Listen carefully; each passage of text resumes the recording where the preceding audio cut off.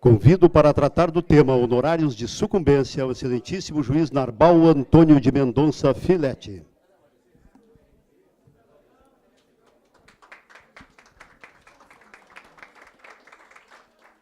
Com a palavra a desembargadora Tereza Regina Kotoski.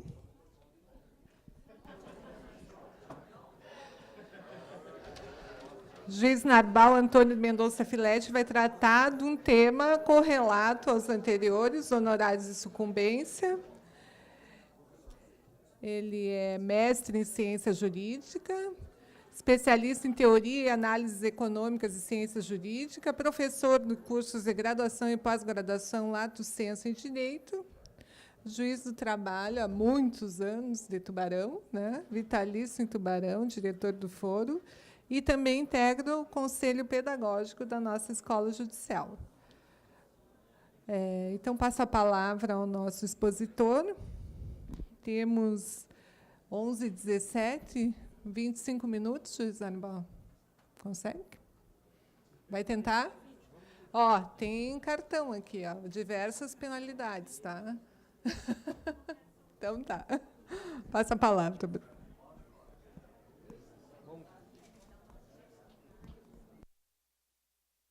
Bom dia, colegas.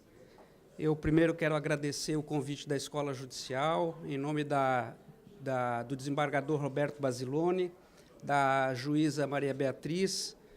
Quero agradecer a presidência da mesa, a nossa colega Tereza Kotoski, dar boas-vindas neste horário a todos. Já diminuiu bastante o quórum, isso é interessante porque diminuem as perguntas. Eu confesso a vocês que, por cacuete de professor, eu gostaria de falar de pé, mas mesmo se eu ficar aqui na frente ou for ali para o púlpito, vocês não vão me enxergar direito, então eu fico aqui, né? Eu, quando cheguei aqui, fui ali me medir no púlpito e eu vi que não era o caso de fazer isso. O assunto que eu vou tratar eu sei que é complexo, é polêmico, são as primeiras impressões que eu tenho sobre o tema, porque é o artigo que eu escrevi para o nosso livro da Matra, e o que se espera é que haja uma consolidação via jurisprudencial, né? Nós temos aí um problema daquela ADI 5766, que atinge de forma reflexa esse tema, mas eu vou tentar, como o tempo é curto e o tema é instigante, eu vou tentar ser breve, rápido. Eu até fiz uns slides com uns enunciados que eu catei aí da nossa escola, do Fórum Nacional de Processo do Trabalho, da jornada da Anamatra, mas o tempo não vai dar para ler. Então, eu coloco aqui nos slides, de forma nenhuma sendo presunçoso, eu fiz bem especificadinho, para que vocês, querendo, possam utilizar como um roteiro, porque isso fica aí na escola, né? O objetivo aqui dessa explanação é um só. É meio chacrinha. Eu não vim para explicar, vim para confundir. Por quê? Porque nós temos mais perguntas que respostas sobre esse tema, né?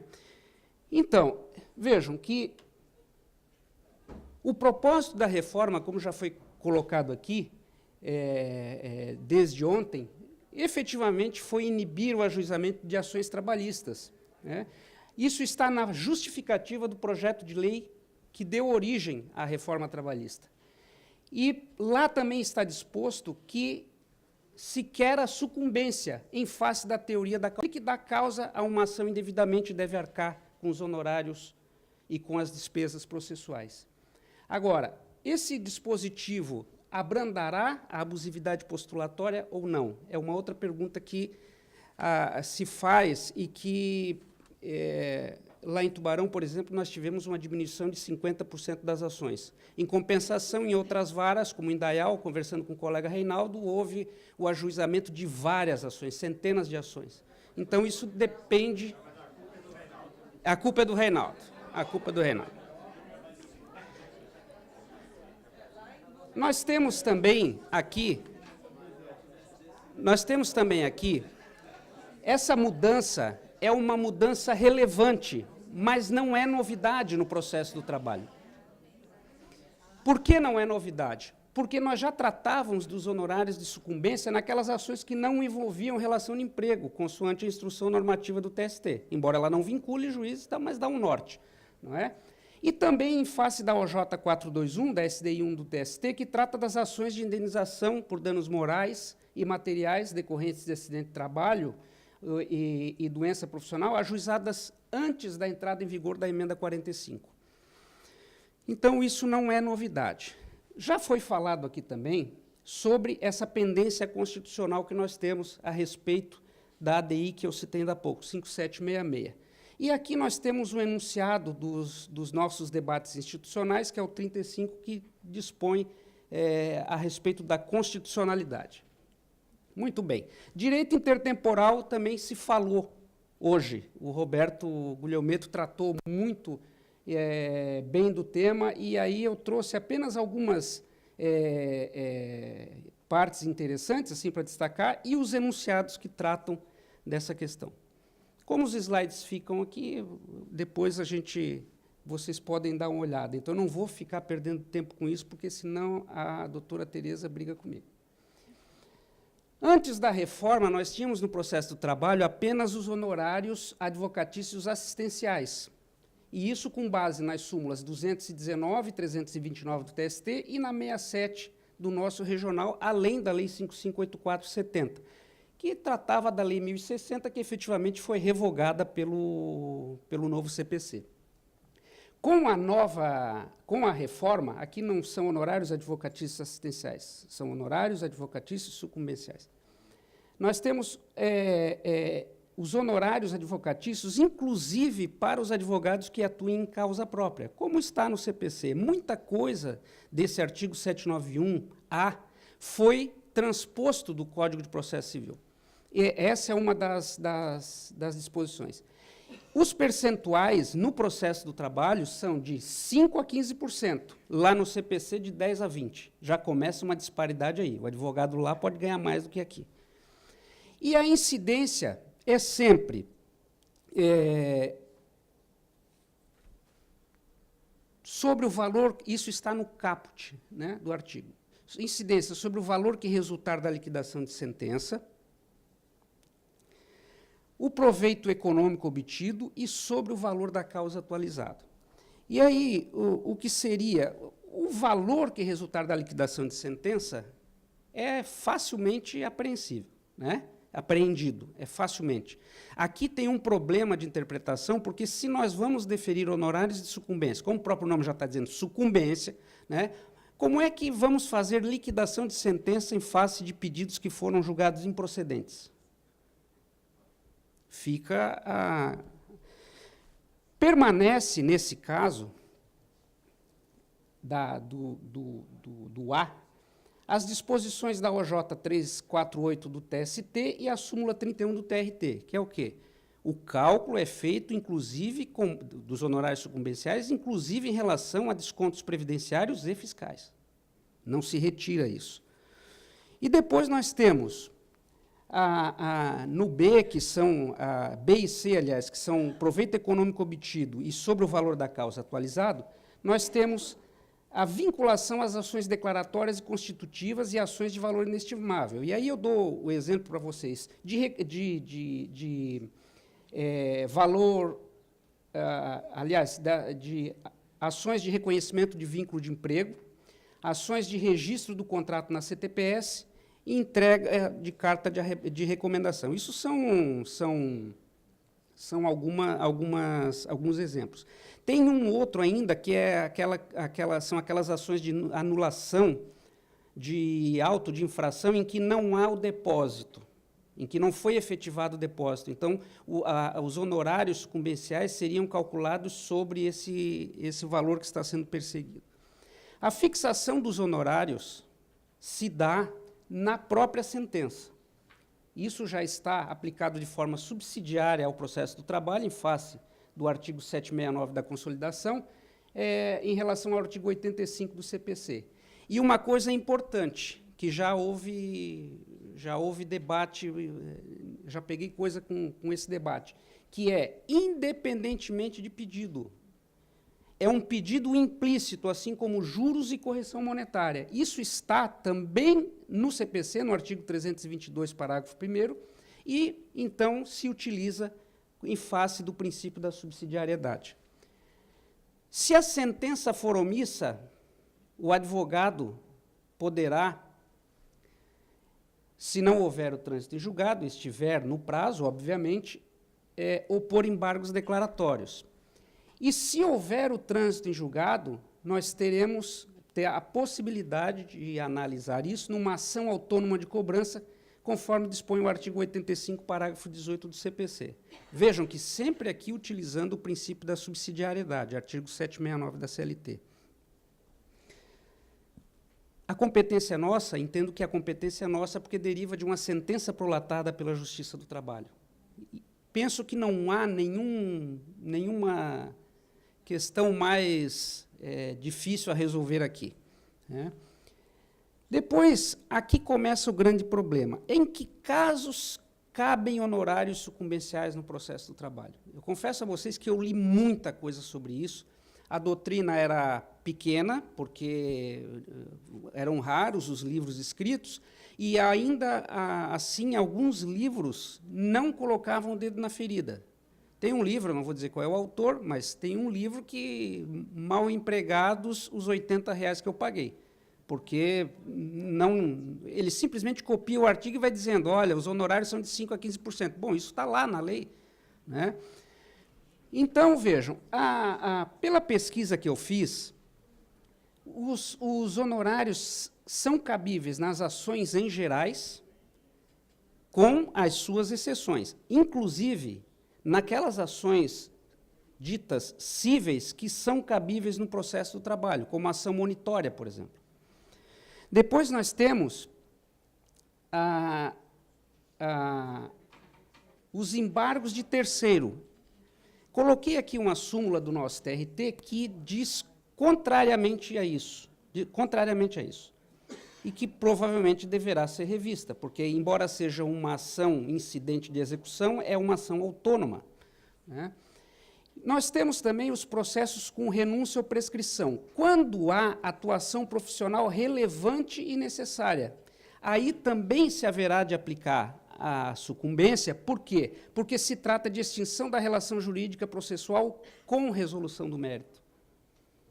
O que é essa atuação profissional relevante e necessária? É aquela em que é relevante e necessária. E aí, cada um vai ter a sua interpretação nesse aspecto, né?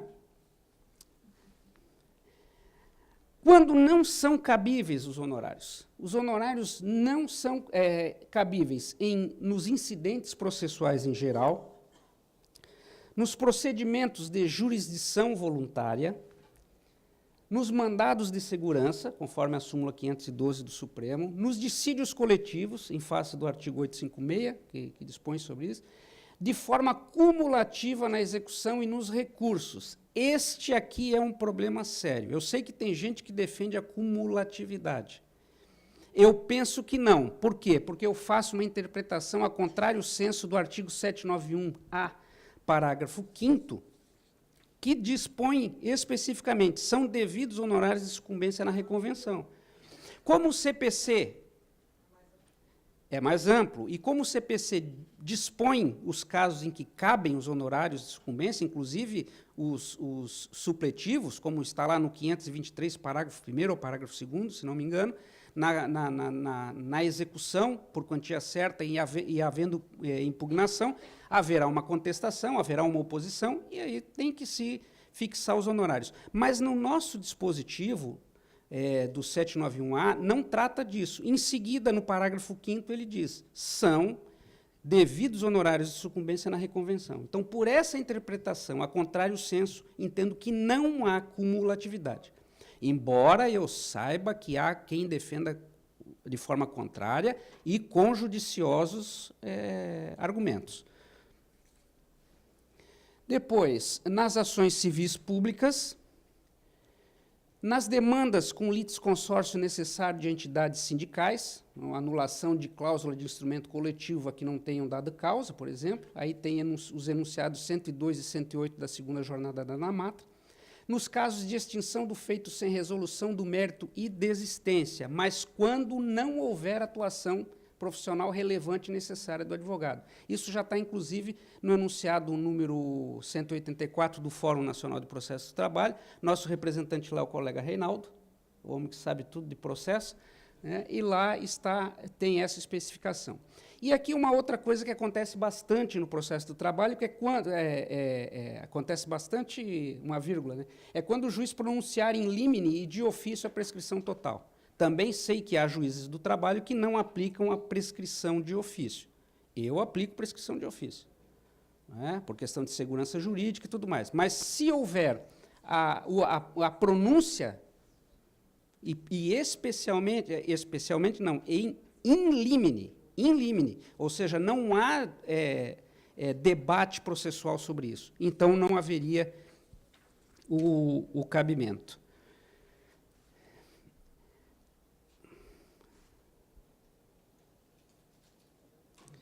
Bom, vejam que eu estou correndo, porque eu não sei nem quanto tempo eu tenho mais. Honorários e fazenda pública. Essa é uma coisa bastante... 12? Passou ou tenho? Tenho, então está indo bem. Honorários em face da fazenda pública existe um debate muito grande sobre essa questão de pagamento de subsídios para os procuradores e tudo mais.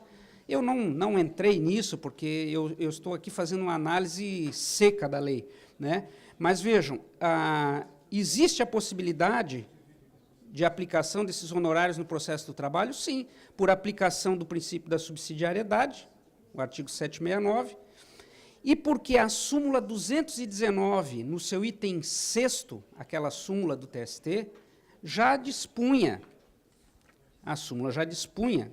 que, nas causas em que a fazenda pública for parte, aplicar-se-ão os percentuais específicos de honorários advocatícios contemplados no CPC. Essa disposição da súmula já é posterior ao novo CPC, porque o novo CPC dispôs lá várias situações da base de cálculo desses honorários. A fixação, então, se dá nos termos do artigo 85, parágrafos 3º a 7º do CPC e não requer maiores indagações. Em relação aos honorários e ações de substituição processual, existe até o Roberto saiu e disse, eu queria saber se tu vai falar sobre a permanência dos honorários assistenciais. Essa é uma questão é uma questão controvertida, porque alguns dizem que a Lei 5584 foi revogada e que não haveria mais honorários assistenciais. Vou dizer para vocês o que eu penso. Eu acho que a lei não foi revogada, continuam os honorários assistenciais, mas eles são honorários advocatícios. Nós estamos tratando de honorários advocatícios. Porque tem gente que defende assim, não, é uma parte para o sindicato, uma parte para o advogado. Não. Não é honorário advocatício, é do advogado. Como ele se entende lá com o sindicato, aí é problema deles, questão que nós não temos de resolver, pelo menos por enquanto. Então, entendo que não houve a revogação. E continuariam, sim, os honorários assistenciais, que, no final das contas, de forma pragmática, são os honorários sucumbenciais, né? Os requisitos para concessão estão lá ali foi o 7.981, não, né? 791A, parágrafo 2º. Parece código francês, né? A transposição, houve aqui uma transposição do parágrafo 2º do artigo 85. Não vou ficar aqui falando para vocês como é que se faz isso. Eu só quis anotar algumas coisas assim. Que grau de zelo profissional significa o quê? A vigilância do advogado e a proteção que ele atribui à causa em face da parte.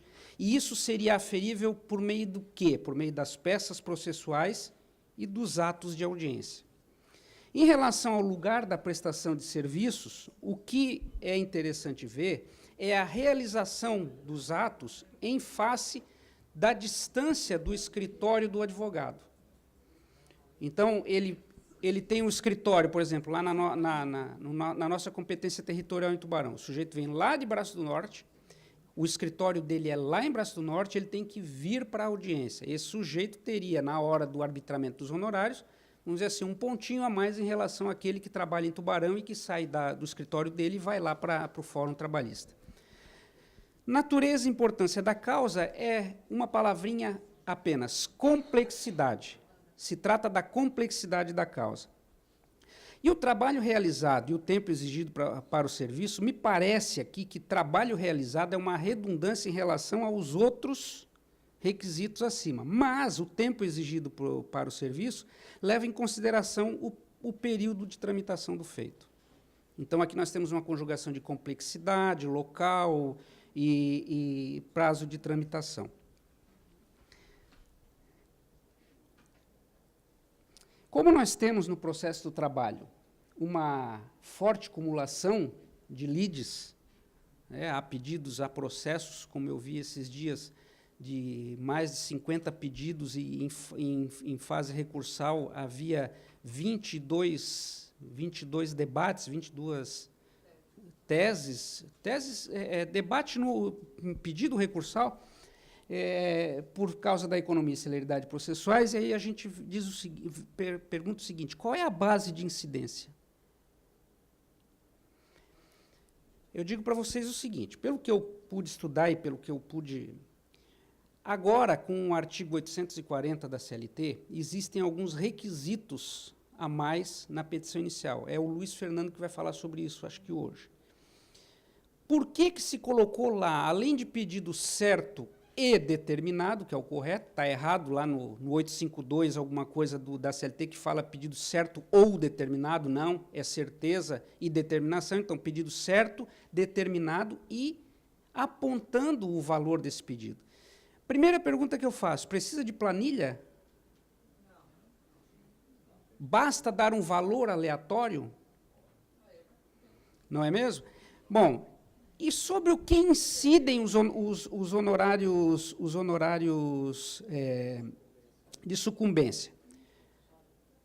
Penso o seguinte, sobre aqueles pedidos que o autor ganhar, que o autor tiver a procedência, em face do artigo 791 caput, que dispõe o seguinte: os honorários estão fixados entre 5% e 15% sobre o valor que resultar da liquidação da sentença.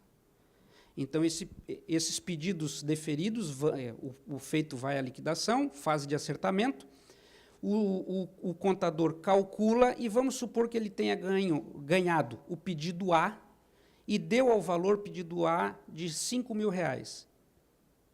E o cálculo deu R$6.000. Dançou.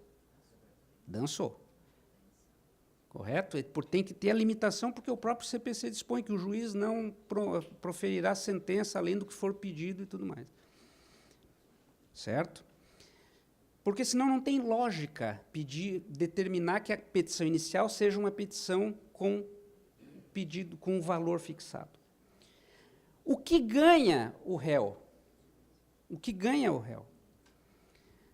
O réu, quando ganha, entre aspas, né, ele deixa de perder, vamos dizer assim, o cálculo é feito, como é que eu vou dizer? O cálculo é feito sobre o valor que o autor deu à causa, naquele pedido. Então, vamos supor que o autor pediu, na letra A, R$5.000, ele vai sofrer a sucumbência de R$5.000 naquele pedido perdido, porque ele deu o valor da causa, é aquilo que ele quer auferir. A gente vê muito, é muito engraçado isso em primeiro grau, e eu sempre fiz a correção do valor da causa, porque o sujeito pega um processo de bancário e dá o valor da causa 42.000, alguma coisa, para fugir lá do sumarício. Aí, doutores, há possibilidade de acordo? O autor, sim, excelência. Qual é o valor, doutor? 180.000. Não, doutor, a minha proposta é 45 mil, que é a proposta é o valor da causa. Não, mas isso aí é valor para fins fiscais. Não existe valor para fins fiscais. Não existe valor para a alçada. O valor da causa fixa a alçada. Logo, fixa o rito a ser seguido. Sumário, sumaríssimo, ordinário. Então, o que eu consegui extrair desse meu estudo foi isso. O autor vai ser submetido, os pedidos que ele ganhou serão submetidos à liquidação, e a que o réu ganhou pelo valor que foi dado pelo autor a cada pedido. Eu coloquei aqui também uma situação que vai dar o que falar. Sei também, inclusive daqui, que tem colegas que entendem diferente. O acolhimento total esse valor, quando tem o sucesso do réu, ele é o valor total do pleito em si considerado ou não é? Vamos supor que eu peça 100 mil reais de indenização por danos morais, o juiz fixa em 50 mil, não, o juiz fixa em 30 mil. Haveria sucumbência do autor em relação a 70 mil? Não. Não. Isso porque se faz uma interpretação analógica da súmula 326 do STJ, que eu vou, inclusive, ler. A súmula 326 dispõe: na ação de indenização por dano moral, a condenação em montante inferior ao postulado na inicial não implica sucumbência recíproca. Não é? E aí nós temos também vários enunciados que tratam dessa matéria. Vejam, tudo isso excepcionando a questão dos pedidos genéricos, que são possíveis. Nós discutimos aqui nesta sala, enunciado do nosso evento lá, em que tratávamos disso, né? Se haveria a possibilidade de pedido genérico. E a possibilidade existe em face da aplicação do princípio da subsidiariedade, de novo, no artigo 324, parágrafo 1º, incisos 2º e 3º. Falta muito, doutora. 5. Já me encaminhando para o final, tratando honorários e justiça gratuita, aqui sim houve uma novidade no processo do trabalho, requisitos para a concessão da justiça gratuita, que aí o doutor Amarildo invadiu a minha área, e mais uma invadida era pênalti, ainda mais contra corintiano e vascaíno, né? Mas houve esse prazo da condição suspensiva de exigibilidade, o CPC prevê 5 anos, eu não vou ficar aqui também tratando disso, porque o doutor Amarildo já colocou muito bem. Né? A única coisa que eu gostaria de acentuar aqui, Amarildo, é em relação à obtenção de créditos durante esse período. Essa obtenção de crédito tem que ser de crédito que promova contundente e indiscutível alteração da condição. Porque se o sujeito, durante esses 2 anos, comprar uma moto Kazinski, provavelmente ele não teve aumento de patrimônio. Né? Ou a Brasília. Né? Então, era isso que eu queria pontuar aqui nesse sentido. E quanto à retenção, compensação, que, na verdade, é a dedução de verbas para pagamento, o que me vem é o seguinte. Perdão, esqueci aqui uma coisa importante também, que é créditos de outras ações. Dispõe que vai haver retenção de crédito de outras ações. O dispositivo não trata se é ação trabalhista, se é ação cível. Então, se o sujeito ele for sucumbente lá, com relação, estou tratando de honorários, né, para não invadir a área do doutor Amarildo, se ele tem créditos para receber em outro processo, em outro ramo do judiciário, por exemplo, uma ação indenizatória por danos morais, uma ação securitária, está recebendo um seguro, e o juiz descobrir, ou o beneficiário descobrir, ele terá, sim, a retenção. O juiz poderá solicitar ao outro juiz da causa a retenção desse valor. E, por fim, essa retenção, essa natureza, e se for natureza alimentícia, o crédito lá for de natureza alimentícia, nesse aspecto não, esse está fora. E aí a gente faz a interpretação no artigo 833, inciso 4º, e parágrafo 2º do CPC, e aí alguns vão dizer, como é salário, eu tenho a equivalência da natureza, a igualdade de natureza, de verbas salariais aqui, portanto, verbas de natureza alimentar, e no outro lado também não haveria. É uma questão de interpretação, isso também vai dar pano para manga, como hoje dá em relação ao que foi tocado aqui ainda há pouco, sobre, acho que foi o Amarildo que colocou, né, sobre a penhora de salário. O exemplo do teu menino, né? Aqui tem posição contrária também, eu procurei pegar esses enunciados para... Por fim, honorários, eu já estou terminando, doutora Tereza. Por fim, honorários e reconvenção. Todos sabemos que a reconvenção é uma ação autônoma, né? O CPC prevê a reconvenção, é uma ação autônoma. Isso está previsto no parágrafo 5º do nosso artigo 791-A, então é plenamente possível, é cabível, inclusive, como eu já tinha dito, os honorários no processo do trabalho. Eu queria dizer para vocês, já terminando, doutora Tereza, que, primeiro, novamente agradecer o convite da escola, dizer que esse procedimento, doutor Basilone e doutora Beatriz, de fazer com que a prata da casa fale, é muito interessante. A gente quebrar aquele negócio de que santo da casa não faz milagre, porque tem muita gente aqui estudando, pessoas estudiosas que poderiam e devem dividir esses conhecimentos. Agradeço a atenção de vocês. A minha filha que disse, pai, tem que botar o muito obrigado no final. Tem que botar o muito obrigado. Então, eu agradeço a vocês terem me ouvido, meio Faustão assim, né, agradecendo pela sua audiência e pela sua paciência. Dizer que eu desejo saúde a todos nós, para que nós possamos bem julgar esses casos que virão, todos relativos à reforma, porque vai ser complicado. Eu tenho dúvidas muito grandes a respeito da diminuição do número de processos em relação a essa reforma, e acho que nós vamos ainda gastar muito fosfato, muito debate, muita cuca para decidir essas situações. Era isso que eu tinha para dizer para vocês. Obrigado.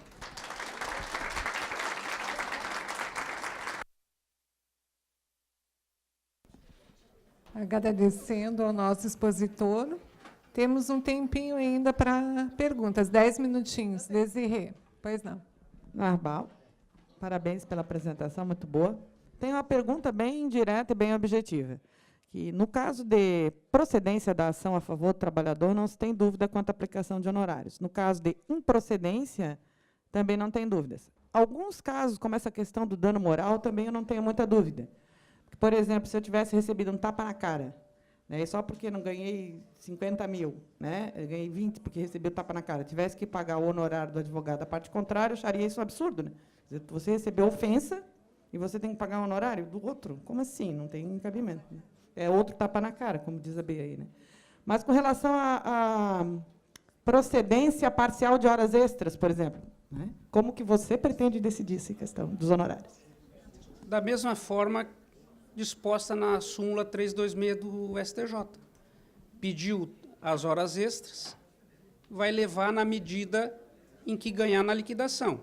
Agora, tem que cuidar muito também na questão das horas extras, porque como o dispositivo trata de certeza e determinação, eu tenho que ter o ante debeatur e o quanto debeatur. Então, o que é, quanto é, o que é devido, né? Tem que observar isso. Né? Mas não vejo dificuldade nessa aplicação. Seria basicamente a 326 do STJ. Tá?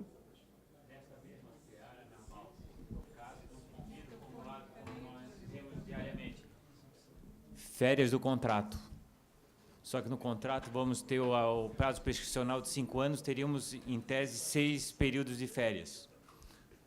Cada período de férias tem um fato a ser comprovado. ou pagamento tardio ou não gozo.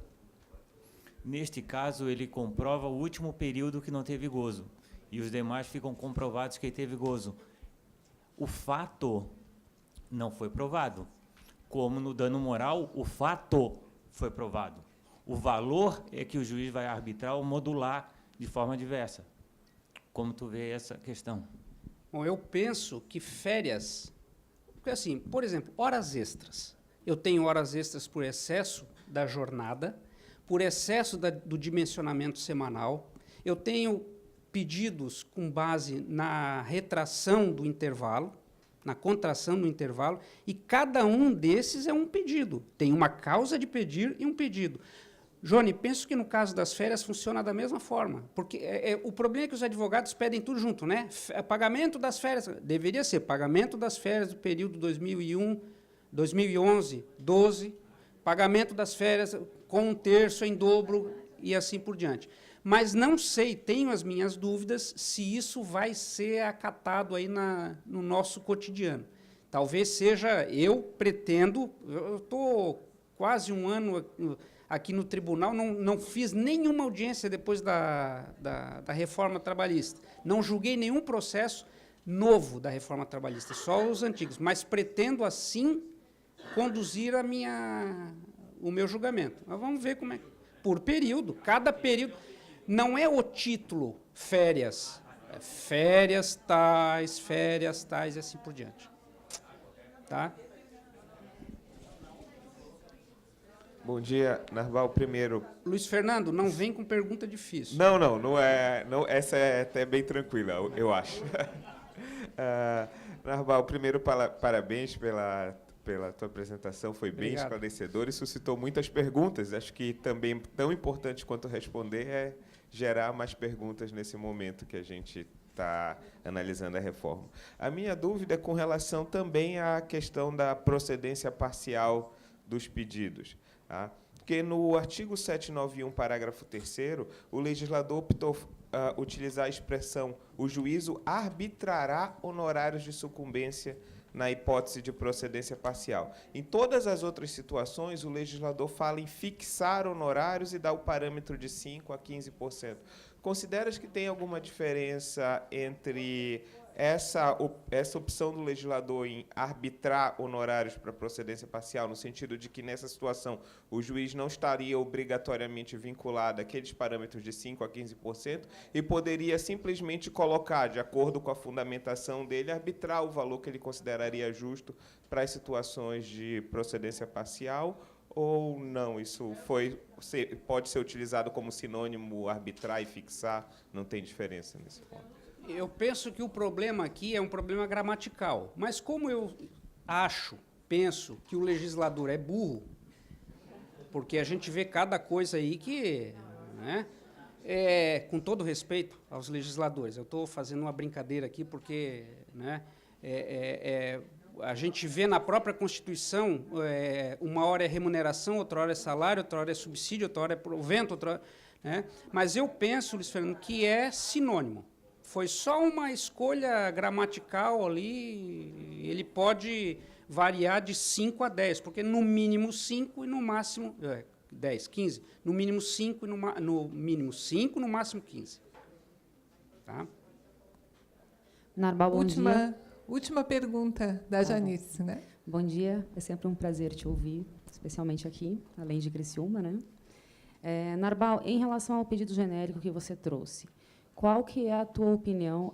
Eu gostaria, na verdade, que você trouxesse algum exemplo de pedido genérico e se você acha que o pedido genérico ele tem que trazer pelo menos uma mensuração na inicial ou ele fica em aberto para, após a manifestação da reclamada, o reclamante poder quantificar. Bom, pedido genérico, isso foi debatido lá em Criciúma, naquele curso lá, né, que a gente fez lá da UAB com a Matra. O pedido genérico é plenamente possível. Né?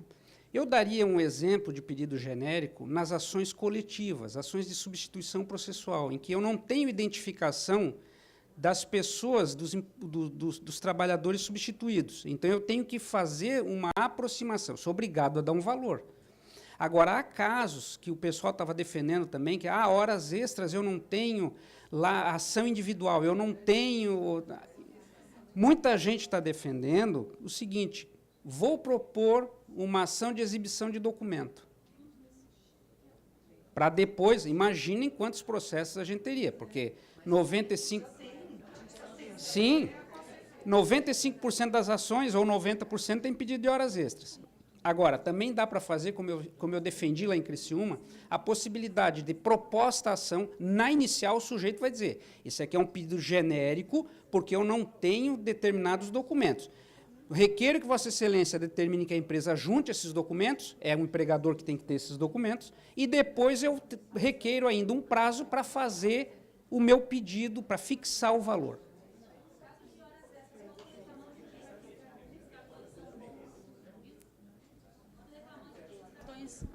No caso de horas extras, quando o reclamante diz que os cartões são bons, né, ele precisa da documentação. Você entende que é genérico?